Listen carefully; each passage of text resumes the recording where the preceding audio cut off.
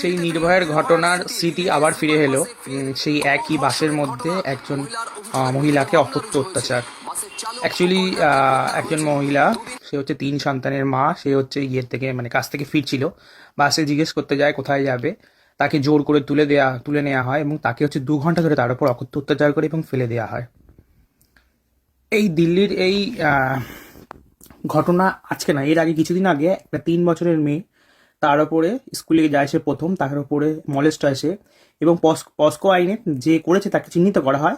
কিন্তু পস্কোতে হচ্ছে তুমি কাউকে যদি চিহ্নিত করো ইজিলি বেল পাওয়া যায় না, কিন্তু তারও বেল পেয়ে যায়। যদি এইভাবে নেগলেক্ট করা হয় তাহলে কেউই আর অন্যায় করতে ভয় পাবে না, সবাই যে যা খুশি করবে। আমরা মহিলাদের সুরক্ষার জন্য রাজধানীকে তো অবশ্যই একটা মানে যেখানে হচ্ছে সেন্ট্রাল আর স্টেট দুজনেই বিজেপির, যেটা একটা দেশের রাজধানী, সেখানে অবশ্যই কোশ্চেন আসবে, সেটাকে আগে সমাধান করা উচিত। আমার মনে হয় একটা স্কোয়ার তৈরি করুক, মেয়েদের একটা নাম্বার দিক বা একটা হচ্ছে সেফটি বাটন দিক। সে যদি কোনো বিপদে পড়ে সেই নাম্বারে কল করলে সঙ্গে সঙ্গে তাকে পুলিশ চলে আসবে। মানে সেই একটা ফাঁকা রাস্তা যাচ্ছে, সেখানে কেউ নেই, হয়তো তার ভয় লাগছে যে কিছু হতে পারে, তার সাথে কেউ ধরো এ করছে, সঙ্গে সঙ্গে একটা স্কোয়াড পুলিশ চলে। অথবা বিপদে পড়লে সেই বাটনটা যাতে সে দাবাতে পারে কোনোভাবে, যারা তার উপর অ্যাটাক হলে সঙ্গে সঙ্গে সেই বাটনটা এমনভাবে দেবে যায় যেন সেখানে পুলিশ সঙ্গে সঙ্গে আসতে পারে।